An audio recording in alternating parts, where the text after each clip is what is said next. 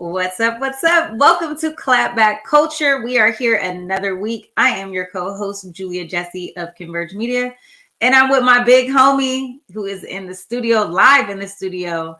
No Instagram, the real Mike Davis. What's going on, Mike? Why you gotta call me out like that? We just didn't have that nice break. We didn't had a week away, and you're jumping right out here throwing them shots. You know, I gotta get on you a little bit. I can't. I hate that we've been gone for a week. I mean, we were pushing to have the show, but we had to give your people some love at the South Seattle Emerald. So we'll always give a shout out to the Emerald and to all of the supporters. You know, we had that $50,000 goal, and our supporters came out strong. So shout out to all y'all that supported. Thank you. We appreciate that. And don't forget to support Converge Media at whereweconverge.com/donate. Get you some merch, y'all. Converge got that merch, so make sure y'all check that out. Oh, I know. Look, you owe up. Listen, my homegirl, she just got a hoodie. It came in the other week, so glad that came out. Mike Davis, we have a show tonight. It was so much to talk about. I wasn't really sure where we wanted to go because we have been off air, and I said, let's dig deep a little bit on some of the things. So tonight, you guys, we are going to dig deep. We're going to talk about a raid out in Houston where 90-something people were found in a possible smuggling ring. We're also going to talk about Atlanta police officer being reinstated who fatally shot Rehired Brooks last year back in June. We're going to talk about Disney World opening back up and not making people do temperature checks, and the Florida governor who just basically did a full song and dance show on signing a controversial voting bill out there in Florida live on Fox News. So we're going to dig deep on that. Donald Trump, your homeboy, is still banned from Facebook and Instagram, but he's got 6 months before they come back to talk about it. And of course, our big topic that we're going to clap back tonight on is South Carolina House votes to bring back firing squads for execution. That's crazy, Mike Davis. That doesn't even seem real. When I first saw that headline, I almost didn't believe it. Yeah, I mean, it's a lot. So I want to thank everybody for tuning in. What's up? I see some familiar faces, some familiar handles. So we're glad to have you all here. Mike, you ready to get started with the show? Let's do it. Let's do it. So first, we're going to talk about this Houston raid. A 911 call came in last Friday that led to a shocking discovery in a quiet Houston neighborhood. Police found more than 90 migrants packed into a 2-story home, which is believed to be a part of a human smuggling ring. So, Carlos, let's go ahead and take a look at that.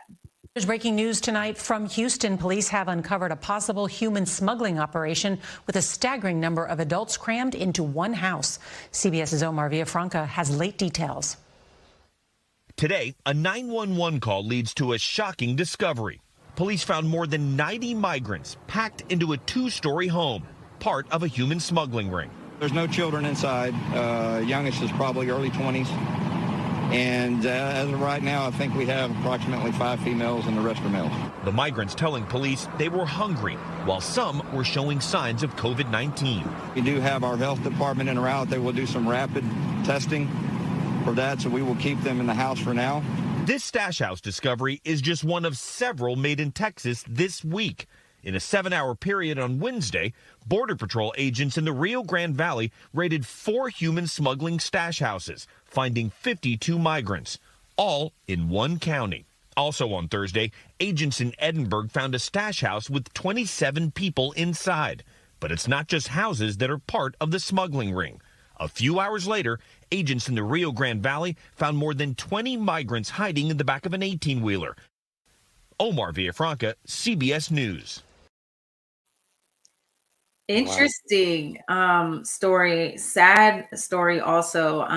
One of the reports that came in, the 911 caller was actually the sister of one of the individuals who was in the house. And basically what happened is one of the smugglers called up the sister and said, look, if you don't give us more money, we're going to kill your brother. And so out of fear, she contacted the police and they found the people in the home. Mike Davis. Yeah, this is the type of stuff you only see in movies. I mean, when I first seen this come across the headlines, it's just like, what? Like that many people? It's just crazy to see, and just the images of how they're treating those people. And I still could barely even comprehend what I'm seeing. Like, these are people that are trying to escape the hardships of their lives somewhere else just to get across the border and to be rounded up this way. I mean, it's always hard to see things that are this inhumane, and it just sheds a light on our society, because this story, I feel, should have been a lot bigger with this many people being found at one time. Yeah, well, Mike, it's not out of the ordinary. So did a little deep dive. The Rio Grande Valley, which is also known as the Valley, is located in the southernmost part of Texas. And so it's the meeting point between Mexico and the United States. And so oftentimes what you see is like, that's a point of entry.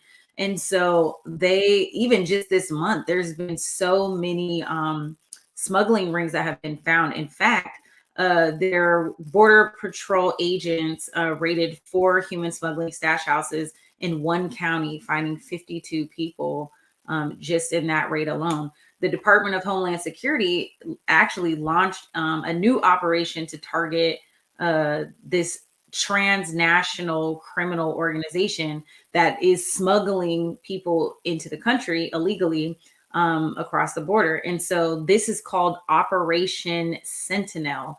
And so, they're partnering with the State Department, the FBI, and the Drug Enforcement Administration to disrupt smuggling organizations from making this profit. So this is like a real thing. I mean, it's like, there's one side of it where you're looking at the human factor, right? And you're like, wow, these people are literally seeking asylum. They're leaving, they're putting their life on the line to come to the United States for what they feel is a better place to be. And they were in a house allegedly in 2 bedrooms with those doors bolted in so that they couldn't leave. And so it's not like you're just like, okay, I'm going to pay for someone to get me across the border, and then they take me into this like safe house. It's not really a safe house. Like, people were sick and needed to be taken to the hospital.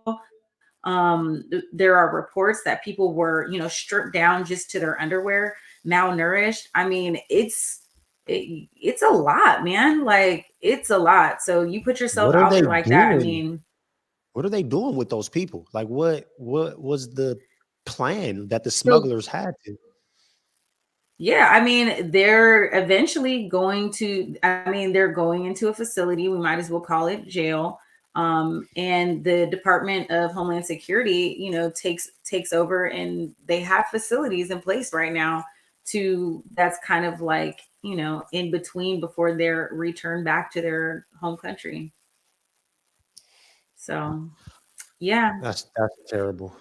That's just Chandler terrible. says, it hurts that I have shift now during my favorite show. I just want to stop by and say, keep up the good work, Jules and Mike. Can't wait to tune in later. Thanks, Chandler. Well, we're glad to have you as always. Yeah, it's a sad story. I also feel bad for calling them migrant.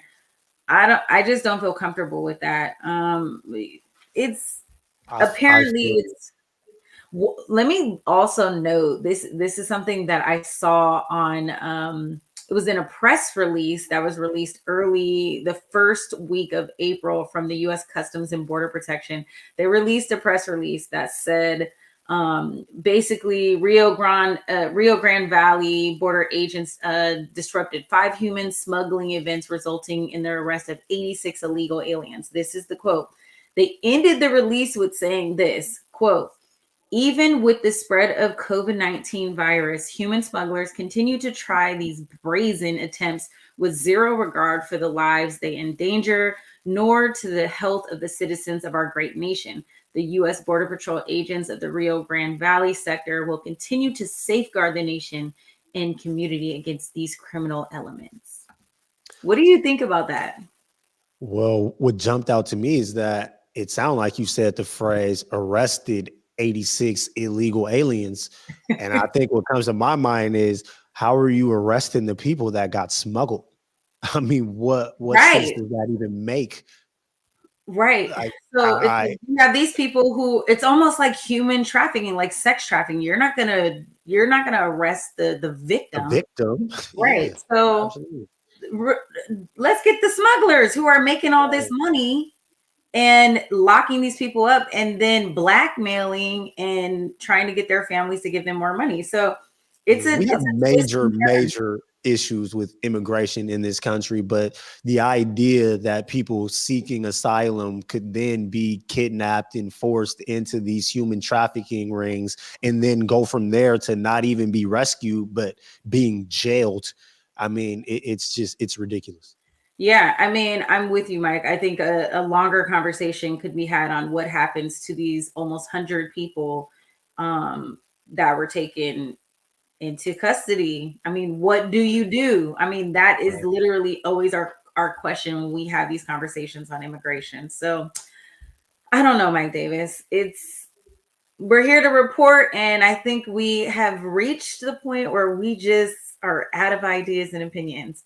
But I know one thing we're not out of opinions about, and that is the Rehired Brooks situation. So the police officer who fatally shot Rehired Brooks, who is the 27-year-old Black man who was sleeping in his car at the Wendy's drive-thru in Atlanta last summer and was executed by police, has now been reinstated. So there's more to that story. Let's take a look at the video and then we'll come back and talk about it. Now to new developments in the deadly police shooting of Rehired Brooks in a Wendy's parking lot in Atlanta last June. The officer involved, Garrett Rolfe, was fired and charged with felony murder, but today he was reinstated on the police force by Atlanta's Civil Service Board, which said that he was not given proper notification before he was terminated. You may remember this video that was part of a police investigation. Damn.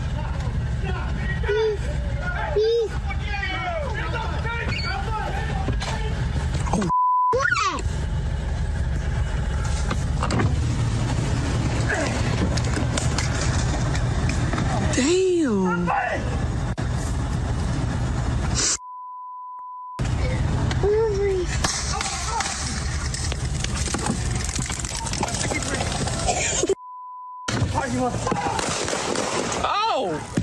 I got it. Hey, bro, we got kids. Right. Brooks died from 2 gunshot wounds to his back, according to the medical examiner. And tonight, we're joined by Lance LaRusso, an attorney for Officer Garrett Rolfe. Mr. LaRusso, thanks so much for joining us. Some are probably wondering why Garrett can be charged with murder but then still get his job back. Was this just an administrative loophole, or do you believe that he should remain on the force even if it's not back out on the streets? Well, due process is not a loophole. So the bottom line is the city of Atlanta has policies, procedures, ordinances, and regulations they have to follow if they take any employment action, and they fail to follow those. So that's what the Civil Service Board was focused on. But the problem is people are focusing just on the due process element. If they watch the video, which is up on a YouTube channel, they can see the hearing where two senior law enforcement officers with the city of Atlanta, the assistant chief and a 26-year detective with experience in the Office of Professional Standards, testified that Garrett Rolfe did absolutely nothing wrong on June 12th, 2020. I guess killing an unarmed person, an unarmed Black man, is not doing anything wrong. So, Mike, what are your thoughts on him being reinstated? Well, first of all, I just want to jump on the lawyer for saying due process is not a loophole. I find that interesting because Mr. Brooks didn't get any due process at all. He actually was just executed on the spot. No due process, no court, no nothing. He's gone, won't be back. As far as reinstating the cop, that's one of the most ridiculous things that they could possibly do. I mean, he killed a man. He's charged. Like, I don't see how you reinstate him, loophole or not. And it just goes to the whole, this is what we're asking for right now, is accountability from police, accountability from police departments. This is not what accountability looks like, bringing the cop back that just murdered somebody in cold blood. And what did the guy do? Sleeping in his car at a Wendy's. And that's just, it's so hard in America, especially if you're poor. You can't sleep on a sidewalk. You can't sleep in a tent. You can't sleep in your car. And I'm not even saying that this man falls into that category, but what I'm saying is he was sleeping in his car when he was approached by the police. Why is sleeping in your car a crime? Why is sleeping in your car something that even makes police want to approach you in the first place? A man can't take a nap. A man can't get no sleep. So, this whole situation is just horrible. And the cop being fired and charged was the least that they could do. But now it feels like they're going back on that. So how are we supposed to feel as the public when you got the people who are supposed to be here to protect and to serve, who time and time again we see their refusal to protect and to serve? And that lawyer went on and on trying to talk about this cop's credentials as valedictorian in his police academy class, and how he was a community engagement officer and he was trying to live in the community. But if you really want to be a part of this community, then you're not going to be executing a community member just because he was asleep at a Wendy's. Even if he ran, like, let him go. He wasn't not dangerous. Oh, go ahead. Well, I was going to say, I think a lot of people are going to look back at this tape and say, well, but he ran from the police. Running from the police doesn't make you a threat. And why are we continuing to use and execute lethal force? Yes, the police officer tased him first and he still ran away. Why still are we still operating on this idea? Why are we in this culture where police have the authority to execute lethal force? You're pulling someone over who was impaired, right? Who is being found guilty on the spot of being under the influence of alcohol and fell asleep in his car. He's not operating the car or anything. And he doesn't pass the sobriety test. Okay, there a scuffle, ensues, etc. But why are we using lethal force? I think what's crazy about this situation is that you have a person who is standing trial for murder, who is now back on the police force and able to do the same things he was doing before that caused him to get off the force to begin with. That's crazy. Like, that is an administrative loophole, if you ask me. And we're talking about in Atlanta, of all places, with Mayor Keisha Bottoms, who is like, she don't play that. She don't play that in her city. So this my aunt sent this to me. Thank you, Auntie Lo, for sending me this article. I don't know. the attorney is arguing that, that his client wasn't afforded due process. And so here, that this was just like all too soon, that he didn't break any policies and procedures and X, Y, and Z. And the board's decision is one of the few actions that's been taken in this case, period, because it's been stalled because the district attorney who was originally head of Fulton County lost the election. And so now the new district attorney is asking for the case to be moved to another prosecutor. So I don't know. All that to me, all I hear in that is a loophole. We're going to give this policeman a loophole, but black man didn't get no loophole. He just got murdered. We have to get to a place where we're not so hell-bent on taking people to jail. And also, we have to let some more common sense creep into these laws and procedures that our police are using. If you're under the influence and you're asleep in the car, that's a hell of a lot safer than driving your car. I'd rather him be asleep in his car than be on the road putting people in danger. The man is asleep. For all we know, he could have pulled over to sleep off whatever intoxication that he had. And now he's dead for doing literally the right thing. So, I mean, there's so many layers to this, but there's no way that this should have ended with the cop reinstated. There's no excuse for that. Especially while you're still awaiting trial for murder. I mean, I just don't understand how you get your job back under those circumstances. It's like, you don't pass a drug test, you can't get the job. But, if you're on trial for murder, come on back. I mean, it's ridiculous. The family still has no compensation. The officer hasn't been charged, he hasn't been convicted of any crime, and he's just back on the force, and it's just business as usual, I guess. So this is disgusting. I mean, he shot an unarmed man in the back. It's just really hard for me to get past that, because at the end of the day, if Mr. Brooks ran away and got away, then what? Like, who cares? Like, what crime did he commit? Sleeping behind the wheel while intoxicated? I mean, hence the entire argument of Black Lives Matter. When you dehumanize a life and you look at them as if they are not human beings, you can shoot and use lethal force. I mean, we saw that in the Ma'Khia Bryant situation. He shot and killed a little girl because Black lives did not matter to him. And so when he was there, he initially sought to use lethal force. And we see that oftentimes in our police systems where that is happening. And so that is why the mantra and the movement is started around Black Lives Matter, so that we can put the human factor into Black people. So let's go ahead and move on. Let's talk about something a little lighter for now. Disney World ends temperature checks for guests and staff. I thought this was, are we moving into a new wave? Mike Davis, is COVID over? I feel like people feel like COVID is over. That's how they feel in Florida, Julia. The world is a lot different in Florida. Well, apparently so, because visitors who go to the Walt Disney World Resort in Orlando will be able to skip temperature checks at the park starting May 16th. The company announced on its website that it'll be phasing out on-site temperature screenings to cast members starting May 8th and for guests on May 16th. Let's go ahead and run that clip and we'll come back and talk about it.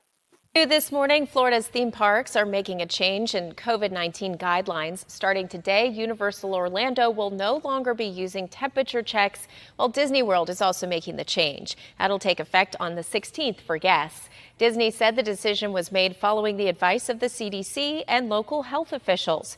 Park reservations to limit the capacity and also face coverings are still being required at both parks. I think it's interesting. Well, let me also say that Disney isn't saying that you can come in just all willy-nilly. They are still following the considerations and guidelines from public health authorities, and they're enforcing people to wear masks, and they're encouraging people to get vaccinated, which is great too. So yeah, I mean, to be honest, do temperature checks even work? We don't really know. We don't really They know. don't I just work. found it interesting because they said that they were going to lean on the local health experts, and those experts are in Florida. So we'll see how that goes. I mean, Florida was really fast Exactly. to remove mask mandates and all sort of things. But I mean, there's going to be an awful lot of people at Disney World at one time. You're going to be standing in that line. I mean, Well, they said that they're keeping the reservation system up so they can like have a count on how many people are coming. And most importantly, we're going to encourage people to get vaccinated, is what they said in their statement. So I think it's Florida. And you just participate in Florida at your own risk. I mean, hey, that's kind of how it is at this point. I mean, any Republican ran state right now is just off the chain. Okay. yeah. If they ignore COVID, it might just go away. Facts. Oh, there is no more COVID. It's over. It's done. But keep your mask on if you want to. People aren't wearing their mask at Disney World, bro. It's 90 Not. degrees. That's what I'm saying. Like 90 degrees outside. It's super hot. You're not wearing a mask and it's all sweaty. Especially if you're vaccinated, you're gonna be like, I really don't need it, and you're gonna take it. I mean, you're not doing it. Your kids are not doing it either. If you are going to choose though to go to Disney World at this particular time in history, then Right. I mean, you're rolling the dice anyway. So do your thing, have fun, enjoy yourself. Mask free, no temperature check. Do your thing. Hey. Are you gonna take your family to Disney this year? I mean, man, are tickets priced cheaper? If the ticket prices is cheaper, I might consider it. Man, you remember when them COVID rates was dropping? I mean, you could fly for like $50 anywhere. Low, anywhere you wanted to go. They just said, man, just help us pay for the gas. Come on, just a little something. For real, man. Oh man, Florida's a different place, man. If I do travel, I think I got to go to the South though. They got all the freedom in the South. Yeah, well, listen, I'm kind of a hypocrite because I've been to Miami. I spent Christmas in Fort Lauderdale. So that's fair. I'm going to New Orleans next month. So, it is what it is. I went to Orlando like during COVID. So I'm a hypocrite. I went, guys. Sorry. I'm vaccinated. I wear my mask, but I'm also, again, you guys, I'm a public health worker. So when you're on the front lines, life is just a little bit different. I'm not saying be like me, but don't be like me. People got to make their own choices, though. I mean, there's a lot of real interesting things going on with vaccinations. It seems like in the U.S., man, anybody that wants to get vaccinated can, because, they can't give away these vaccinations. Everybody that wanted them got them, and everybody else is like, nah. Yes. Meanwhile, other countries is running out and can't even get none for their people. Isn't that interesting? I mean, very, very interesting. People in the United States are like, nah, I'm good. Like everybody who wanted the vaccine got it. I mean, you're still seeing people go. Like my brother and my sister-in-law went today. They got their first dose. I don't know if I was supposed to announce that, publicly, but whatever. Their health information. Yeah. Ooh, sorry, HIPAA. But yeah, so I think we're starting to see kind of a turn where people who weren't initially considering it are now considering it, that were a little bit into it. I mean, a lot of people just didn't want to fall into the warp speed operation or whatever because of Donald Trump and everything that comes with Donald Trump. And that brings us into our next segment. So I hate to talk about Trump on this show, but we're going to give him a little bit of airtime because there's some more ridiculousness coming out of Florida. It's just Florida. Like Florida, you guys it's like the worst place ever. It's like the best and worst place ever. At the same time. Yes, it is. At the same damn time. Damn, Florida. Well, okay, so Florida Governor Ron DeSantis signs this controversial voting bill along with all these other states that did the same thing. But the new law enacts restrictions on voting by mail and at drop boxes, which Democrats and activists have warned could lead to voter suppression and suppressed turnout. Los, let's go ahead and play the clip. 2 states making major changes to voting access. First, Florida, where the governor there signed a controversial voting bill into law, Live on Fox News just a few minutes ago, no other reporters let in the room, even though DeSantis said this whole thing is about democracy. And down in Texas, lawmakers are set to take up theirs, with protesters expected to gather at the Capitol. Sam Brock in Miami, Priscilla Thompson in Austin. Sam, we have to take a beat on that. The signing of this a spectacle. This is all about access and transparency, limiting both of them. And that's supposedly, and that's exactly what happened. You couldn't get in the room. I am struck by how you characterized it for just that reason, Stephanie. And it's worth noting that the architects of this voting restrictions package, SB 90, never claimed that there actually were examples of widespread fraud in Florida. What they said was that they wanted to shore up confidence in the system and create transparency. And here we are on Thursday morning, and no one, with the exception of Fox and Friends, is being allowed into the room to witness a bill signing. Now, Stephanie, NBC News had reached out to Governor DeSantis' offices for days, trying to find out when this bill signing was going to take place, where it was going to be. We did not receive a response. It is also worth noting that within minutes of the bill actually being signed, we were told from his media line there would be no information provided on when it's going to happen, if there were going to be media outlets there, was there exclusivity being granted to Fox and Friends. So that's all the backstory. Then what's actually in the legislation? There's a number of items here that have voting rights groups very concerned. Let's start with mail-in ballots and boxes. There's restrictions on when people can actually access those boxes. Now it's only going to be early voting hours, and there has to be a person physically standing over the box when someone drops off their ballot. And if those conditions are not met, Stephanie, you could be looking at a civil penalty of $25,000. For those who also want to obtain a mail-in ballot, they now have to show their identification. That's something that did not exist until right now in 2021. There's also a requirement that third-party groups who are registering people to vote, if they don't hand all of those in, they could be charged $500 per registration that is not handed in. From the experts I spoke with, that could create a chilling effect. And in fact, there's already been a court case in Florida that was struck down with a very similar regulation of $100 if those registrations aren't sent in. These are all part and parcel of a larger bill, Stephanie, and concerns right now that there are going to be First and 14th Amendment violations, according to the group Democracy Docket. They have already filed a lawsuit in this case, that there are certain populations of people that are going to be more impacted by these rules than others. And just one last point here. In the state of Florida, for so long, it was Republican staff who were voting by mail, and Democrats who are voting in person. 2020 flipped that on its head for a couple of reasons. One, the pandemic, and two, because President Trump was trying to undermine the credibility of mail-in voting. And here we are today, and we see this bill passed, and obviously it's creating a lot of controversy. And there you have it. I mean, I'm glad that he got his last point in, because it sums everything up. But Mike Davis, I want you to dive deep in this, but don't you think it's crazy that Governor DeSantis only allowed Fox and Friends in to be a part of the newsroom? It was like an exclusive staged event. It was like this whole song and dance show. Like, and then you're not going to take any questions from other media outlets? Like, what the hell is that about? Well, it sounds like they didn't even let other media outlets into the room. They gave Fox. No, they didn't. Exclusive. I don't even know what to make of that. Are we even allowed to still call Fox News if this is how they're operating?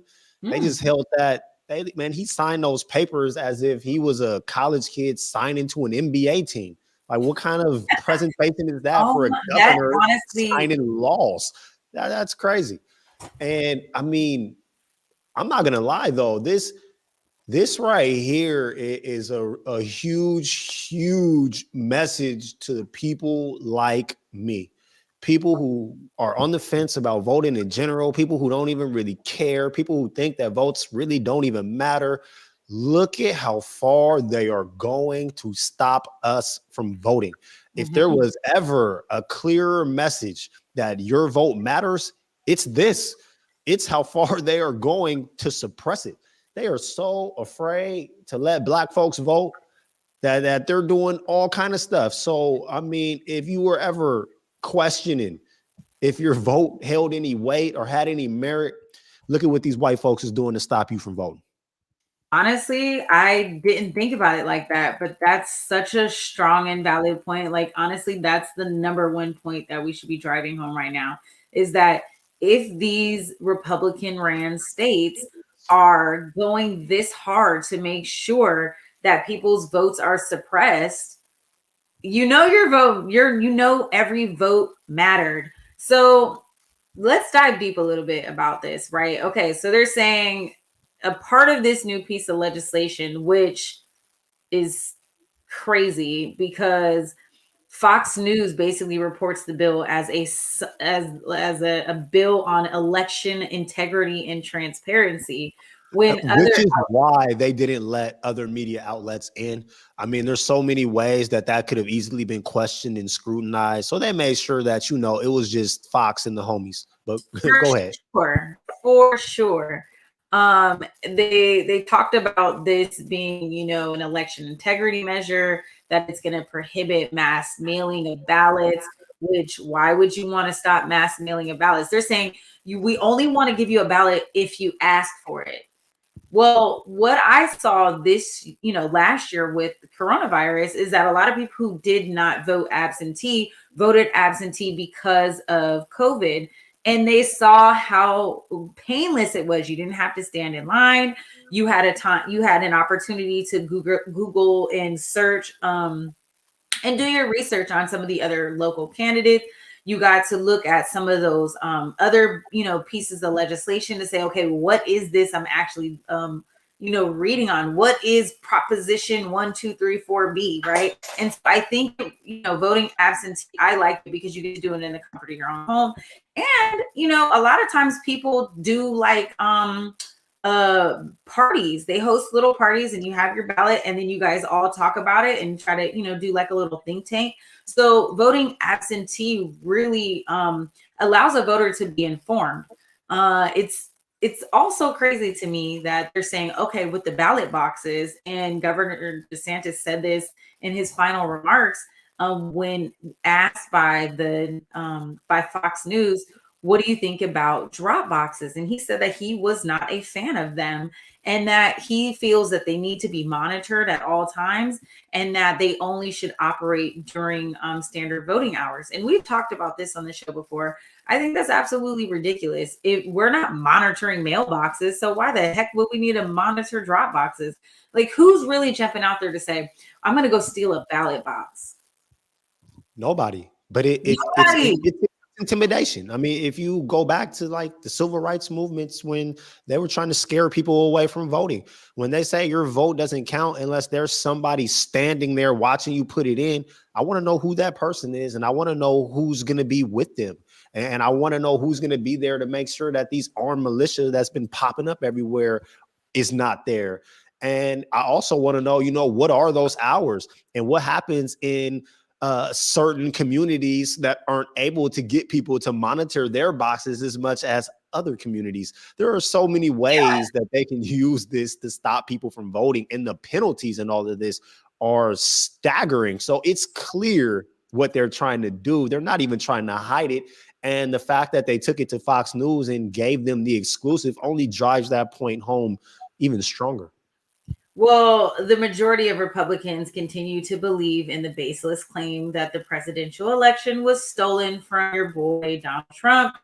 And this is just like a reaction to that. And it's a complete attack on democracy. And, you know, if we look at what Catherine Keller just said, it makes a lot of sense. You know, if she's in a small town, people feel more comfortable being able to vote privately without the hassle of people, you know, giving them election material or trying to pander them on the way in. You get to make an informed decision by yourself quietly and cast your vote. I mean, that is what our democracy is. And so this really disenfranchises and, you know, and disproportionately affects Black and Latino and disabled voters and our older population. I mean, I think anybody across the board I just don't understand why we're putting limitations on voting when in fact we should be finding and generating more ways to get people to exercise their right to vote. Well, the reason is because, I mean, especially after the last election, but there's studies that go back even past that. I mean,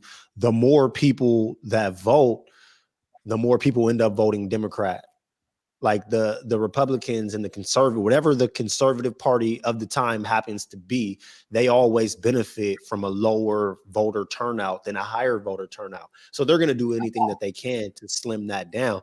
And then when we even talk about like, you know, trying to restrict the mail-in ballots and having people having to go to the voters box, we've seen in the last election, you know, some of the disparities in those communities in Georgia where, you know, you had some of those Black communities. It was in Houston as well, and I'm sure other places around the country where they would only have a voter's box, like one box in a community with tens of thousands to hundreds of thousands of people. Right. So like, I mean, there are so many different ways that they're going to be able to use this to suppress the vote or make it so that people can't vote. So again, I mean, I hope people see this and recognize this and really, really understand that your votes actually do count. And people are passing all sort of backwards legislation to try to make it so that folks can't vote. So your vote is more important now than it ever has been. I mean, thank you, Mike Davis. I just hope that people remain encouraged and don't allow these new restrictions to make them not cast their vote and just say, you know what, there's just too many things. And also what I can say is that even the reporting on it can make someone feel confused and frustrated and just say, you know what, never mind, I don't care about it. I'm not going to worry about it. And so I think it's important for us to continue to advocate for people to go out there and in-person vote, get your absentee ballots early, request them early, work within the confines of the system within your state, whether that be in Arizona, Georgia, Texas, now Florida, where they have these crazy voter fraud related legislations.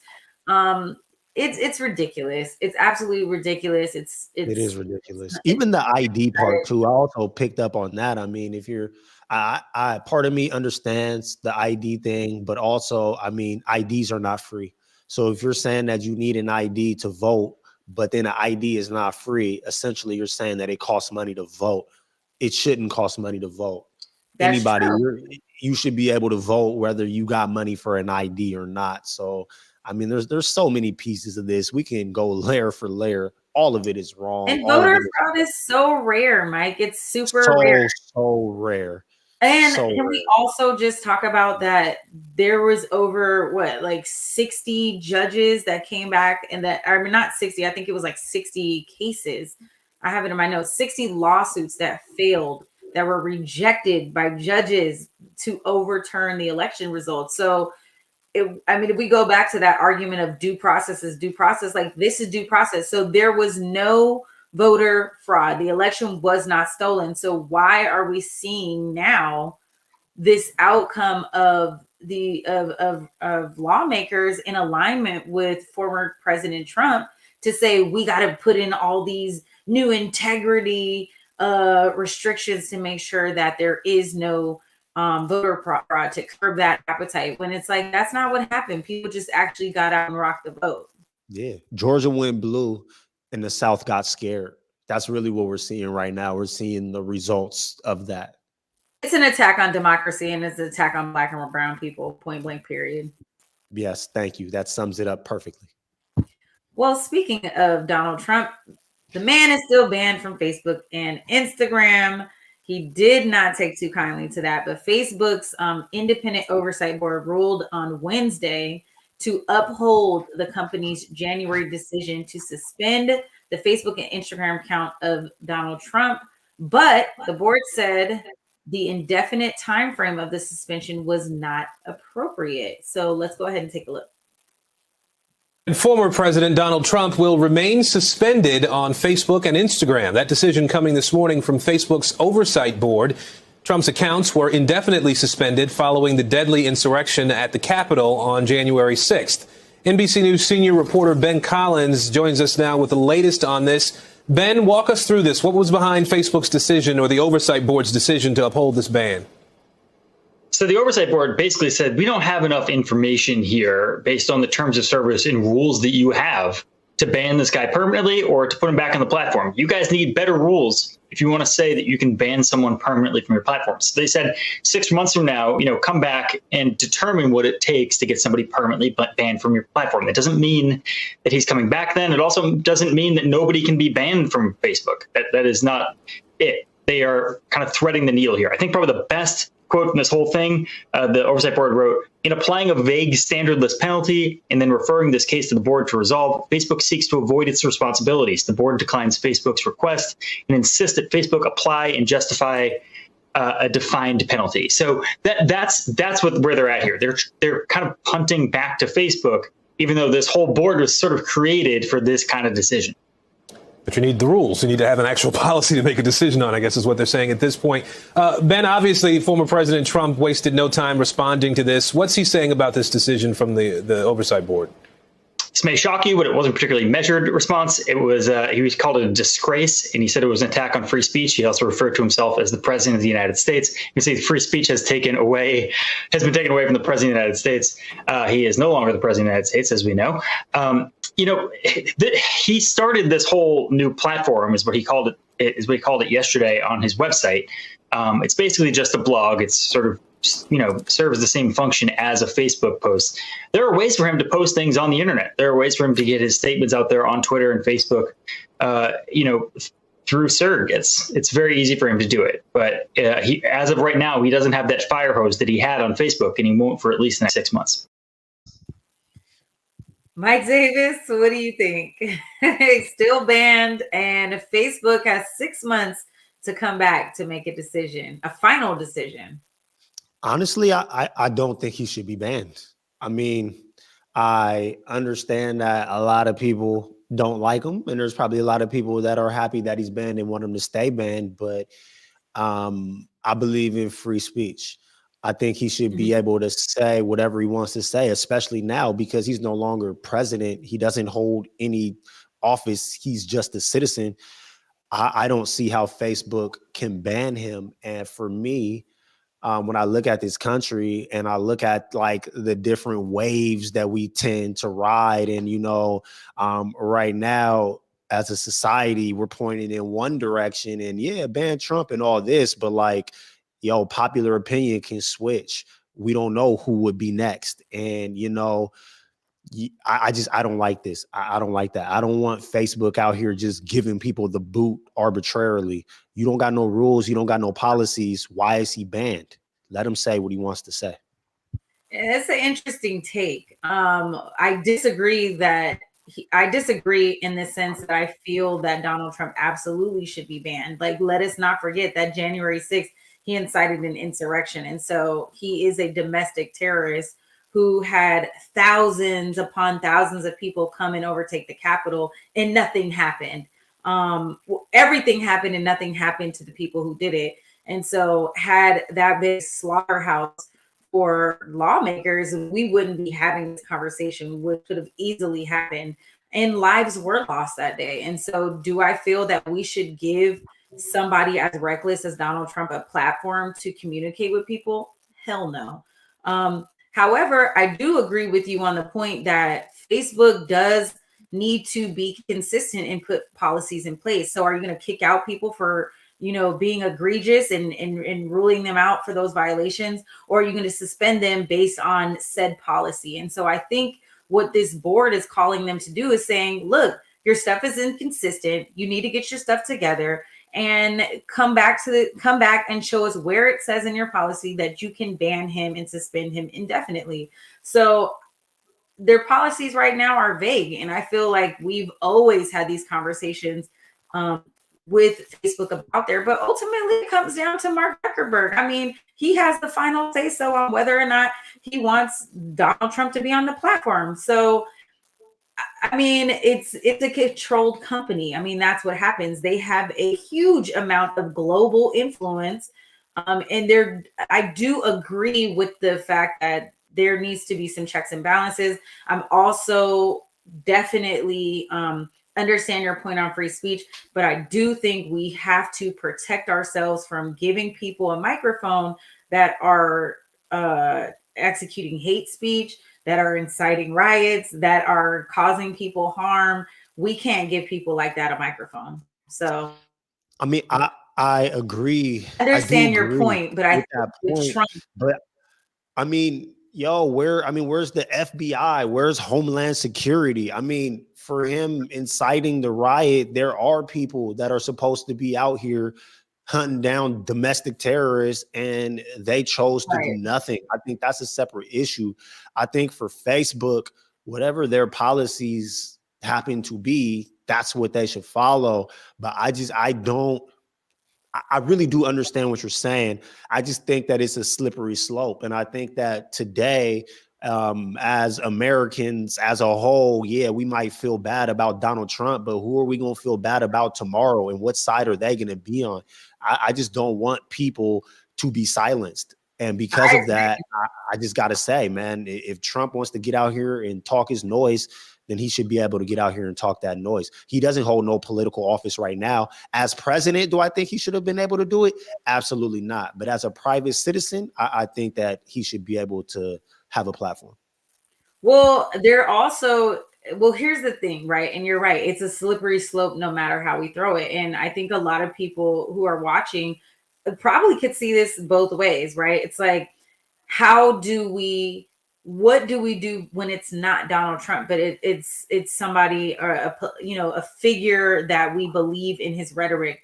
For example, Dr. Umar Johnson. He's very, very, very radical to some people, but oftentimes when I listen to him, I'm like, man, he makes a lot of sense. But then he says things like, I don't believe in interracial marriage. And I'm like, dang, Dr. Umar, like you He just takes it too far sometimes. Yeah. Yeah, he takes it to the next level. I mean, however, you can still see validity in some of his points. And it's like, I don't want to take the microphone from him because even though I don't agree, it doesn't make him wrong, right?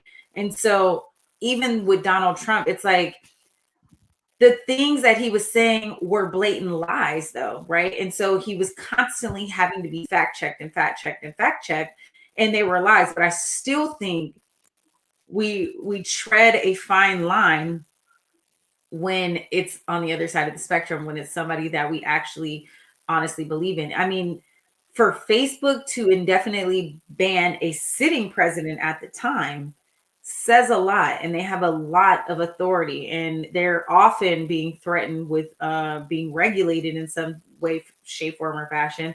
I don't know. What do you guys think in the comments? I mean, this is a really big topic.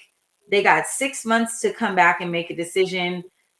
I don't know. I think Facebook's probably having the same conversation we are. Probably. I just think that we have to allow ourselves a level of nuance that I don't feel like I hear in a lot of the national conversations on any topic anymore.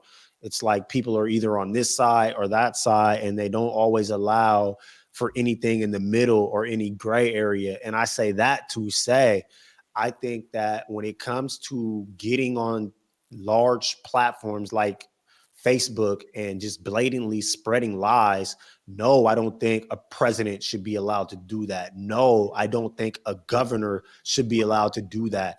A private citizen, I feel differently about. Okay. I think that, you have a responsibility as president that you don't have as a private citizen. And there's private citizens that get on Facebook saying garbage all day, every day, and they're just there. So why do they get to do that, but Trump doesn't? So I just think that, there's a level of responsibility that presidents have, and I don't think that he displayed that. So as president, I did feel different about him being banned because they was always having to fact check him. He was out there spreading lies. He was claiming he won the election. He did incite the insurrection and all of that. For a president, wrong. But I just look at him differently because he's not president anymore. I would almost even argue the point, and you have Darnell who agreed with you that Trump as a private citizen should have the right to have his Facebook account back. I would also argue that outside of just being a political figure, even just being someone of a social celebrity, if you will, if you are an influencer, I think there should be some policies written in place to have some type of oversight on your content to make sure that it's not harmful, hateful, et cetera, et cetera. But we try to find line. And so I think you've argued some good points. It's making me consider a few additional things. And again, we had this conversation when it first happened. When it first happened, we were kind of like, I don't know if he should be banned. But now that he's gone, Lord have mercy, it's a relief. I'm like, good. I don't have to wake up. I went to go run yesterday, and I literally thought about, wow, Donald Trump is not all over the headlines. And it feels really great, right? Like, it's just that toxic everything every day just being fueled and spewed to people all the day is long. It's just like, I'll be honest with you, Mike, I can go without him all day long. I mean, maybe he can just continue to just use this new platform that he's developing and just bring his people over there. Why not? I mean, why does you talking about that blog? Yeah, just keep people at your blog, bro. Like, we don't, just keep it over there, I don't know. But look, let's go ahead. We got to take a quick break. But when we come back, we're going to talk about South Carolina voting to bring back firing squads for executions. That's going to be crazy. Let's go ahead and run break, and we'll see you soon.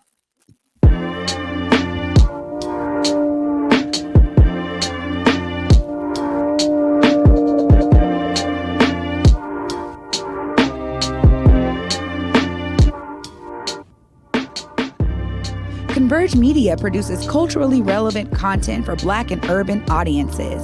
Our coverage is raw, transparent, and objective, praised by community leaders, government officials, and residents.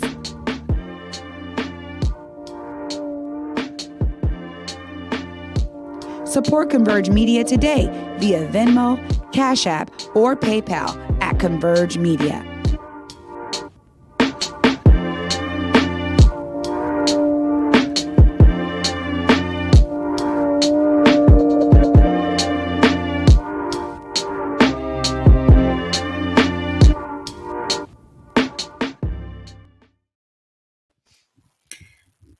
Welcome back. You guys, we are a little bit over time. And so as long as Carlos is good with hanging on, our man in the wings, as long as he's good hanging on, we're going to go ahead and keep it rolling. We're so glad to be back. Me and Mike, we're not even cognizant of time. We're just in here chopping it up. I didn't notice either, but thanks y'all to everybody that's still rocking with us. We got one more topic. I really think we should be able to hit it. We should. So South Carolina House votes to bring back this firing squad. They voted on Wednesday to add a freaking firing squad to the state's execution methods amid a lack of lethal injection drugs. And this measure is meant to jumpstart, literally is what the report says, to jumpstart executions in a state that once had one of the busiest death chambers in the nation. Let's go ahead and take a look. Today marks 10 years since South Carolina executed somebody on death row. Lawmakers looking to change that with a controversial method. South Carolina is about to become only the fourth state in the country to use firing squads on death row. Let's connect the dots. Across the country, states are having to get creative, or some say cruel, when it comes to capital punishment. Why? Drug companies have stopped selling lethal injections to states because of the controversy surrounding the death penalty. That leaves states looking for other methods. Under current law, inmates on South Carolina's death row get the choice between the electric chair or lethal injection. They all pick lethal injection, which the state can't carry out without the drugs. This new law would require the state to use the electric chair or a firing squad if lethal injections are not available. Right now, 3 of the 37 people on the state's death row are out of appeals, which means they'll be in line for execution the second the governor signs the bill. But given the controversy, expect plenty of lawsuits stopping that. And that is connecting the dots. So this bill was approved 66-43, and it will require condemned inmates to choose whether to be shot and executed or electric chair if the lethal injection drugs are not available, which is absolutely heartbreaking. It's so barbaric. I don't know. Mike Davis, take the lead. What do you think? What are your thoughts? 66-43. Yeah. They wanted this. It's It was just like crazy to read because I read an article before I seen this clip, and it was like, you know, the problem that they're having is that they are out of the drug for lethal injection. So when they give people on death row that choice between electric chair or lethal injection, everybody's going lethal injection because they can't do it. And so what they're saying is they're not going to force anybody to the firing squad. They just need a way to execute people, to which any logical person would say, why do you have to kill people in the first place? But why are we rushing to find methods to kill people who are on death row? Absolutely. And my thing too is like firing squad did sound so barbaric. And I'm like, man, why are they bringing this back? I mean, how long has it been since somebody in America got executed with a firing squad? And the answer was actually 1996 in Utah. Whoa. Yes, Utah carried out an execution by firing squad in 1996. And that was the same thing where someone on death row had a choice and he chose firing squad. Our country, this country that we live in, I mean, they are going to find a way to execute prisoners one way or another. And it's just sad. Wow, 96. I mean, that feels like yesterday when you say that.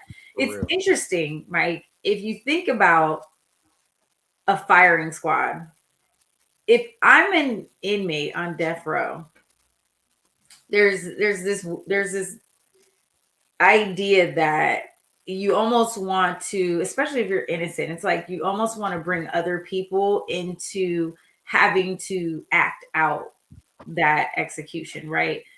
By law, you are allowed to murder somebody. Like, how do you sign up to be a part of the firing squad? So you're like one of 5 people that's like, okay, I'm going to go shoot this guy to death today and take him out. I don't know. I don't know why people sign up for that job. There's a couple of different jobs right now that I am wondering why people continue to sign up for.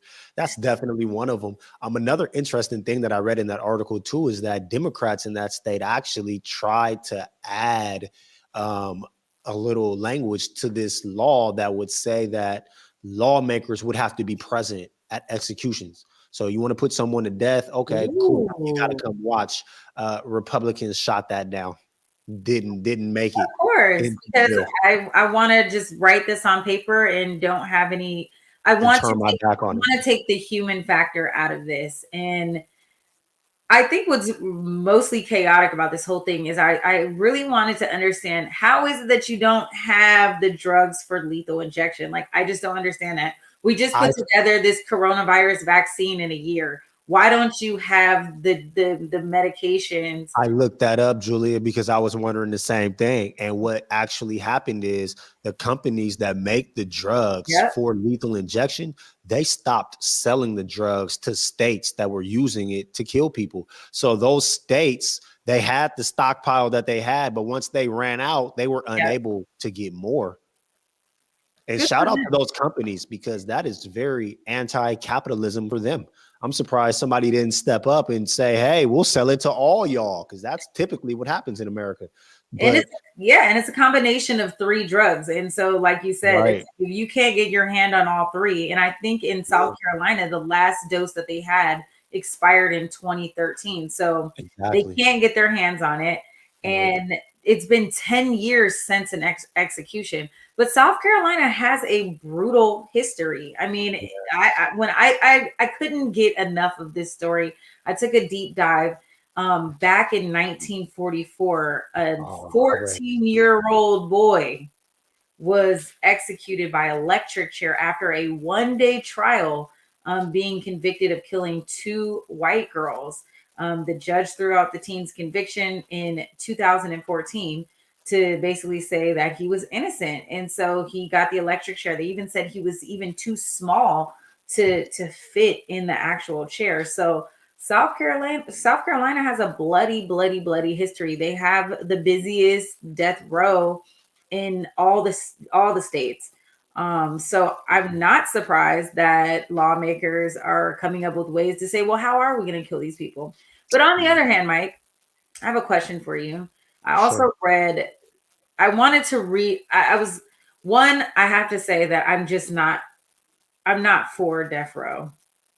no matter the crime, right? No matter how heinous the crime is. But then I read a story about a Kansas woman that was executed for strangling a mother to be in Missouri and cutting the baby out of her womb, and she was executed. And so, what are your thoughts around someone who commits very heinous crimes as that? Like, are we more comfortable with that than someone who just like goes and kills somebody, in a convenience store during an attempted robbery? I mean, like, you're literally taking a baby out of a mother's womb. I mean, I, that's I'm against the death penalty. I'm just against it. I don't think we should kill anyone. Life without parole, which is also harsh and I would argue inhumane, but maybe in cases like that. But one of the things that I think rubs me the wrong way with the death penalty is all of the cases that we have where we find out later that someone is innocent. I just seen a case roll across my timeline. Black man that was executed like 6 years ago, and they just found DNA evidence that shows that someone else was at the scene of that murder. And Yeah. it's like, now he's dead and gone, and you got this new evidence. He maintained his innocence the whole time. He had a lot of organizations standing up for him, trying to fight, and he made it through all of his appeals. He lost, he got killed, and now boom, we got this new DNA. We're too quick to kill people in this country. Yep. Whether it's cops carrying out executions instead of arresting people, or just letting people flee who they could catch later, or people on death row who may or may not be innocent. I just know I'm against it. I'm against it.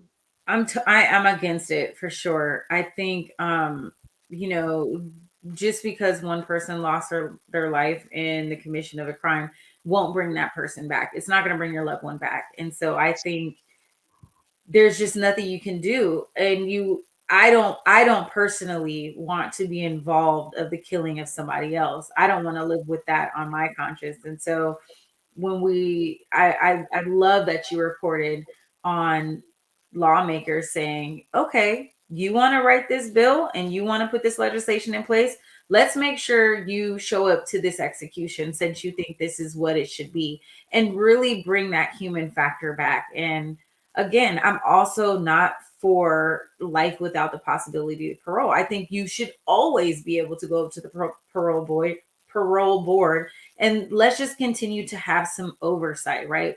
People are not the worst thing that they've done. And so they always have an opportunity to, to change. And I'm not saying like this lady out of Kansas might change, right? But it sounds like there's probably some mental health issues there, right? And again, the oversight, if we have an oversight committee for Facebook, why don't we have one for death row? Like, I just don't understand how somebody is their worst day for the rest of their life. I just don't think that's possible. So, and whatever happened to rehabilitation like that? No, there is no such thing. I think you're right, but I wish there was. I wish we actually did try to rehabilitate people. I really wish we did try to actually help people readjust into society and not have any discriminatory practices against people who have made those mistakes. But unfortunately, our country just doesn't believe in that infrastructure. We live in a country that will continually spend more money on policing than they do on public health, education, and any type of social infrastructure. So we see what we want to do. We often discard people. We often try to just cast people out, put them aside.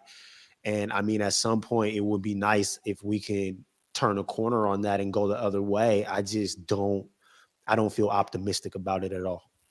That's an excellent point. I mean, where is the rehabilitation? At this point, it's just, let's put people in cages for committing crimes or not committing crimes. I mean, it's so much harder to get yourself out of a legal situation than it is to get into it. It's like, from the point of contact with a police officer, it's just like, they are the judge, the jury, and the executioner. It's just like, you see so many millions of cases where police officers are, falsifying different things and reports.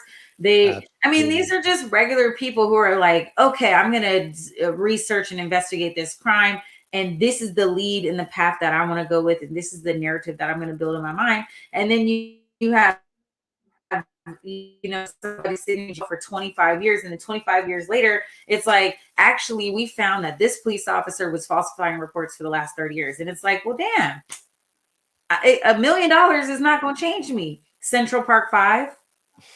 You're absolutely right. Exonerated 5. I mean, that in and of itself will let you know, like, imagine if those boys got the death penalty. That would be like absolutely insane. I mean, and it's just. No, you're right. And whenever we have a conversation about the death penalty, whenever we have a conversation about life on parole, it always makes me think of the youth, because I mean, it's very disproportionate in our country who ends up incarcerated and who doesn't. So I'm thinking of all of these little black and brown kids. This is them. These is the ones that are being forced into this system. So no, I'm not against throwing their lives away. I can't be. All right. Well, listen, we could go on and on about that, but we won't. That's just something else. You guys take a deep dive in all of that whenever you get a chance. But let's end it on a bright note, Mike Davis. It is going to be Mother's Day on Sunday. I want to wish all the mothers that are watching a very I saw Mama Harriet in the comments too. So happy Mother's Day to you. Thanks happy for joining Mother's us Day, Mama Harriet. Happy Mother's Day, and also to the bonus moms out there. Happy Mother's Day to you too, and all the munties, all the aunties that are mommies. And just all the women in our community that help raise these children and raise the village. We appreciate you and we love you. Absolutely. And yeah. Shout out to my mom. And shout out to my mama too. And my grandmama and all my mamas, everybody. But look, y'all, that is the show tonight. We appreciate you guys coming up every single Thursday to come clap back at these trending topics and political issues. Make sure you tune in next week to Clapback Culture. I am Jules Jessie of Converge Media. And Mike Davis, where can I find you? You can find me wherever you find the South Seattle Emerald. You could also find me on Twitter at Real M Davis. And if you want to find me on Instagram, look up Clapback Culture's Instagram, because we got one, man. See how I did that? Technically, yeah, you did it good. You did it good. Well, look, you can find me on Instagram and Twitter at Treasure of JULES. And that's our show, y'all. We'll see you on Thursday. Clapback Culture. Peace.